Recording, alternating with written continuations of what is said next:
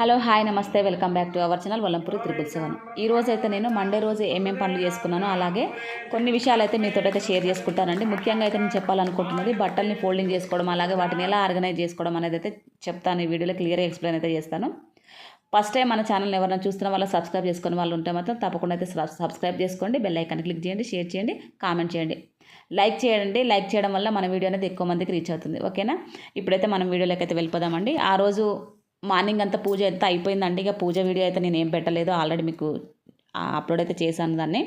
అది ఎవరైనా చూడకపోతే మాత్రం దాని లింక్ అయితే డిస్క్రిప్షన్లో అయితే ఇస్తాను, తప్పకుండా చూడండి. కొంచెం అయితే సపోర్ట్ అయితే చేయండి, కష్టపడుతున్నాను. కొంచెం వీడియో అనేది మీకు ఇంకా ఏ టైప్ వీడియోలు కావాలన్నది కూడా చెప్పండి, నేను అదే రకంగా కూడా నేను వీడియోలు అయితే అప్లోడ్ చేయడానికి అయితే ట్రై చేస్తాను. నేను ఇంట్లో రెగ్యులర్గా చేసుకునే పనులనే మీకైతే చూపిస్తున్నానండి. కొన్ని టిప్స్ తోటి కూడా యూజ్ అయ్యేవి కూడా చెప్తూ ఉన్నాను. ఇంకేమన్నా కావాలంటే కూడా నేనైతే నాకు తెలిసినంత వరకు అయితే నేనైతే చూపించడానికి చెప్పడానికి ప్రయత్నిస్తూనే ఉంటారు. మార్నింగ్ అయితే పూజ అయిపోయిందండి. పూజ అయిపోయిన తర్వాత ఇక కొన్ని ఇంట్లో పనులు ఉండండి. బట్టలన్నీ ముందు రోజే ఉతికేసాను. ఎన్ని బట్టలు ఉంటాయంటే నిజంగా ఒక 2 డేస్కి ఒకసారి ఉతుకుతూ ఉంటానండి. రెగ్యులర్గా అయితే ఏం ఉతకను. అంటే ఒక్కొక్క పని ఒక్కొక్క రోజు చేసుకుంటూ ఉంటానండి. ఒకరోజు బట్టలు ఉన్న రోజు వేరే పనులు అయితే కొంచెం పెండింగ్ పెట్టుకుంటూ ఉంటాను. అన్నీ ఒకే రోజు అంటే కూడా వెళ్తూ చూసుకోవాలి కదండి, అందుకని అన్నీ అయితే ఒక రోజు ఏం పెట్టుకోను. ఆ రోజు ముందు రోజు అయితే బట్టలు అయితే ఉతికేసానండి. ఆ తర్వాత అవి తీసుకొచ్చి ఇంట్లో వేసేసుకున్నాను. అవి అక్కడే ఉన్నాయి, ఒక బెడ్రూమ్లో పక్కకు వేసేసి పెడుతూ ఉంటాను. ఆ తర్వాత కొంచెం బయటికి వెళ్ళి ప్రొవిజన్ తెచ్చుకునేటివి అవన్నీ అయితే తెచ్చుకున్నాను. ఇక స్టార్ట్ అయిందండి వర్షాలు అయితే ఈ ఇయర్ అయితే అంతగా అయితే లేవ్వండి మా దిక్కు అయితే. అసలు లాస్ట్ ఇయరే కొంచెం వచ్చేసి ఎండలు అయితే బాగా అయిపోయి మస్తు ఇబ్బంది పడ్డాము ఎండాకాలము. ఈ ఇయర్ ఎలా ఉంటుందో ఇంకా తలుచుకుంటేనే భయం వేస్తుంది. కొన్ని చోట్ల ఉన్నాయంటండి ఎక్కువ వర్షాలు అయితే, ఇక్కడైతే లేనే లేవు. ఎప్పుడో ఒకసారి వస్తుంది, వచ్చింది కూడా ఎక్కువ మహా అన్నట్టుగా అయితే ఏమీ రావట్లేదు. ఆ రోజు 3 అయితే వర్షం బీభత్సంగా వచ్చిందండి. అంటే 1:30 నుండే మబ్బులన్నీ కమ్ముకొని ఉంది. ఒక రకంగా ఎంతో వస్తుంది అన్నట్టుగా అయితే వచ్చిందండి. 1.5 అవర్ వరకు అయితే బీభత్సంగా వర్షం అయితే వచ్చింది. ఇంకా మా ఆయన లంచ్కి వచ్చేసి ఇంట్లోనే ఉండిపోయిండండి. ఇక బయటికి వెళ్దామంటే వర్షం స్టార్ట్ అయిపోయింది. ఇంకా వేడివేడిగా టీ అయితే పెట్టిమని చెప్పిండు. నేను ఎక్కువ అయితే మసాలా టీ పెడుతూ ఉంటాను ఈ వర్షం వచ్చినప్పుడు. తనకి ఇష్టము, అంటే ఆ హైదరాబాద్ స్టైల్లో ఉంటుంది కదా టీ అనేది, ఆ టైప్ పెట్టమని చెప్తూ ఉంటాడు. ఆ వర్షం వచ్చిన రోజు అలాంటివి అయితే ట్రై చేస్తూ ఉంటానండి. నార్మల్గా పెట్టిస్తూ ఉంటాను, తాగేసే ఏం కాదని చెప్పి. ఇంకా ఆ రోజు ఇద్దరం అయితే టీ పెట్టుకొని తాగేసి బయట నించొని ఆ వర్షం వస్తుంటే చూసుకుంటూ అవో ఇవో ఏమో కబుర్లు చెప్తా ఉన్నాడు తను, ఇలా అని చెప్పేసి తన పనుల గురించి చెప్తూ ఉంటే కాసేపు అయితే అక్కడ నించొని అయితే మాట్లాడుతూ ఉన్నాము. ఆ వర్షం వస్తుంటే భలే ఆనందం అనిపించింది. అంతగా ఈసారి ఎక్కువ రాలేదు కదా, అలా వస్తుంటే మంచిగా అనిపించిందండి. అందుకని అక్కడైతే నించొని కాసేపు ఉన్నాము. ఒక 10 నిమిషాల వరకు అయితే అక్కడే ఉండి మాట్లాడుకొని అయితే మరి ఇంట్లోకి వచ్చేసిన. ఇక ఇంట్లో చిన్న పనులు ఉండండి, అవన్నీ చేసుకున్నా. ఇంకా ఈవినింగ్ కూడా కొంచెం పూజ చేసేసుకొని టెంపుల్కి అయితే వెళ్ళేసి వచ్చానండి. వెళ్ళేసి వచ్చిన తర్వాత ఇంకా ఇంట్లో బట్టల ప్రోగ్రామ్ అయితే పెట్టుకున్నానండి. ఇక బట్టలు ఫోల్డ్ చేయడము, వాటిని నీట్గా సర్దేసుకోవడము నాకు 1.5 అవర్ పడుతుందండి. అవన్నీ నీట్గా సర్దుకునేసరికి మా పాపవి, మా బాబువి, నాయి, మా వారివి, నలుగురివి డివైడ్ చేసేసుకొని ఇంకా తనే అండి మా బాబు ఫస్ట్ అయితే మడత పెడతా ఉన్నాను. తనవి అంటే ఐరన్ చేయాలంటే అన్నీ చేయాలంటే ఇబ్బందే అనిపిస్తూ ఉంటుందండి. ప్రతి ఒక్కటి చేయాలంటే టైం అంతా వేస్ట్ అవుతూ ఉంటుంది, నాకు వేరే పనులు ఉంటాయి. అందుకనే కొన్ని మనం ఫోల్డింగ్ కరెక్ట్గా చేసుకొని ఉన్నామంటే అవి ఐరన్ లాగే ఉంటాయండి. ఎక్కువ అయితే మనం మొత్తం రోజు ప్రతిసారి ఉతికినసారల్లా ఐరన్ చేయాల్సిన అవసరం లేదు.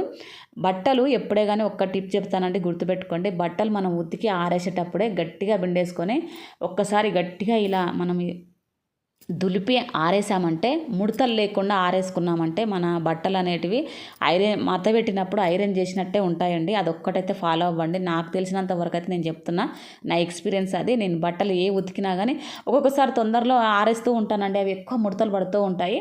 కానీ పిల్లలవి అయితే నీట్గా టీషర్ట్స్ అయినా సరే, షర్ట్స్ అయినా సరే కొన్ని ఇంకా మనము రెగ్యులర్గా ఐరన్ చేయాలంటే ఇంకా ఏమన్నా ఉంటుందా అండి? తప్పకుండా ఇన్ని బట్టలు ఐరన్ చేయాలంటే ఇంకేమన్నా ఉందా? ఏదో షాప్ పెట్టుకున్నట్టే అయిపోతుంది.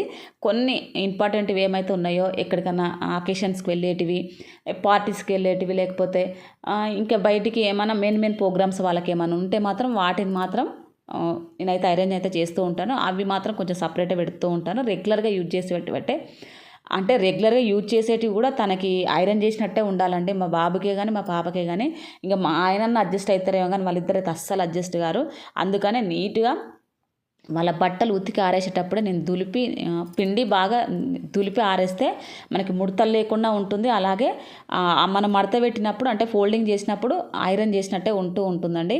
అలానే చేస్తూ ఉంటాను. ఇవన్నీ మా బాబు అండి. ఈ పక్కన అదే బ్లూ కలర్ అవన్నీ ఉన్నాయి కదా, వైట్ ఆల్మోస్ట్ వాడు వైటే ఇష్టపడుతూ ఉంటాడు. దాని మీదనే చిన్న చిన్న డిజైన్స్ అవి ఏమన్నా సెల్ఫ్ డిజైన్స్ ఉంటాయి కదా, అవి అయితే తీసుకుంటూ ఉంటాను. ఇంకా వాళ్ళిద్దరు అయితే మా పాపవి మా బాబువి ఇద్దరి పక్కన మడత పెట్టి అయితే పెట్టేశాను.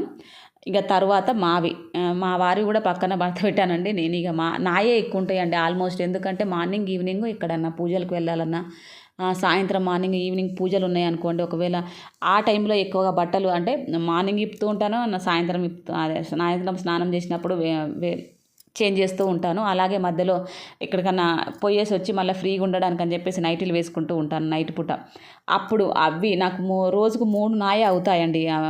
ఎక్కడికన్నా వెళ్ళే పని ఉంటే మాత్రం 3 నాయ అవుతాయి. లేదంటే సాయంత్రం నైట్ వేసుకుంటాను, మార్నింగ్ అయితే డ్రెస్ వేసేసుకొని స్నానం చేసుకొని డ్రెస్ వేసుకొని అయితే పూజ అయితే చేసుకుంటాను. రెగ్యులర్గా అయితే అదే ఉంటుంది. ఎక్కడికన్నా వెళ్తే మాత్రం ఇంకా మార్నింగ్ ఈవినింగ్ అయితే డ్రెస్సులు 2 ఉంటాయి, నైటీ ఉంటుంది. ఇక అవే నాయి 3 అయితే ఉంటాయి. ఒక 2 రోజులు ఉతకకపోతే ఇక లెక్కేసుకోరాదు, 2 ఎన్ని అవుతాయి ఇక.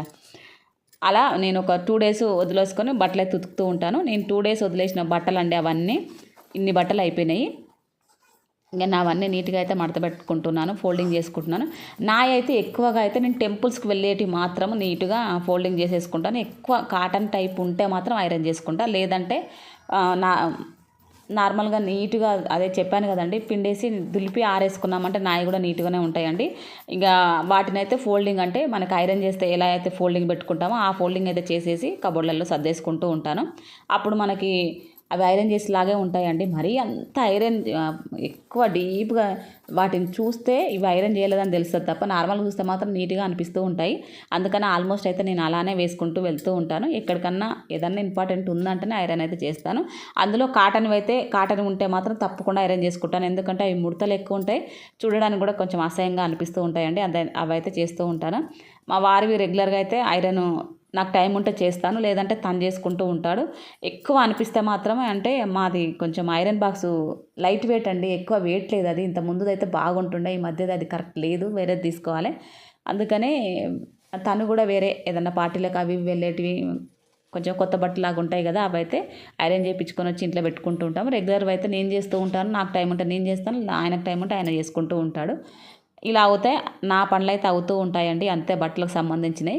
బట్టలది ఇంత డిస్కషన్ పెట్టడం అని మాత్రం అనుకోవద్దు. అవే మెయిన్ ఇంపార్టెంట్. మనం రెగ్యులర్గా వేరే ఏమన్నా చేస్తామో చేయమో కానీ అవి కొనడం అంతే, వాటిని ఉతుక్కోవడం, మడత పెట్టుకోవడం, ఐరన్ చేసుకోవడం ఇవే ఉంటాయండి. ఈ ప్రాసెసే ఉంటుంది మనకి. బట్టల మీద అంత ఇంట్రెస్ట్. ఇక అవి లేకపోతే ఇంకా మనము అంత నీట్గా అయితే కనబడం కదా. అవన్నీ అయితే ఫోల్డింగ్ అయితే చేసినండి. ఎవరి వాళ్ళవి డివైడ్ చేసి పెడుతూ ఉంటాను. పైన షెల్ఫ్లో, కింద షెల్ఫ్లో ఇక వాళ్ళకి ఇస్తూ ఉంటాను అనమాట. ఒకరి దాంట్లో ఒకరివైతే ఏం పెట్టను, ఎవరి దానికి సపరేట్ చేసేసి పెట్టిస్తాను. వాళ్ళు తీసుకునేటప్పుడు వాళ్ళ షెల్ఫ్లో నుండే ఏమైతే కావాలనో అవన్నీ అయితే వాళ్ళకి చెప్పి పెడతాను. ఇవి నీ అని చూపిస్తే ఇక కథ వీటినే ఫాలో అవుతూ ఉంటారు. ఒకరి దాంట్లో ఒకరు ఇక ఇది చేసుకోరు. ఒకప్పుడు అయితే అట్లనే చేసేదండి, పక్కన పెట్టేదాన్ని. అటు ఇటు అని కబ్బోర్డ్ అంతా పాడు చేసి పెట్టేదండి. ఇక ఇప్పుడైతే అట్లా చేస్తలేను. ఎవరి షెల్ఫ్ అయితే వాళ్ళకే సపరేట్ అయితే పెట్టేశాను. వాళ్ళకు ఎవరి సెల్ఫ్లలో వాళ్ళైతే బట్టలు అయితే తీసుకుంటూ ఉంటారు. నీట్గా ఉంటాయి, అంత ఎక్కువ అనిపించదండి. ఇద్దరు ఒకేసారి లాగేసి ఏదో ఇది కాదు అది వేసుకుంటా అని చెప్పేసి లాగుతూ ఉంటారు. కిందిది పైకి, పైది కిందిది. అయ్యో మా పాప అయితే అసలు దాని ఇష్టం వచ్చినట్టు లాగేస్తూ ఉంటుందండి. నీట్గా పెట్టుకుంటుంది కానీ ఆ టైంకి అలా చేస్తూ ఉంటుంది. అందుకని దానికి సపరేట్ పెట్టేసాను, వాడిది సపరేట్ పెట్టేసుకున్నాను. నార్మల్గా ఇక చెప్పాను కదా, నా చీరలకే ఎక్కువ స్పేస్ పడుతుందండి. ఇక వాటిని అయితే పైన పెట్టుకుంటూ ఉంటాను. ఇలా అయితే ఆర్గనైజ్ అయితే చేసుకుంటానండి. ఓకేనా? వీడియో నచ్చితే మాత్రం లైక్ చేయండి. Thank you for watching.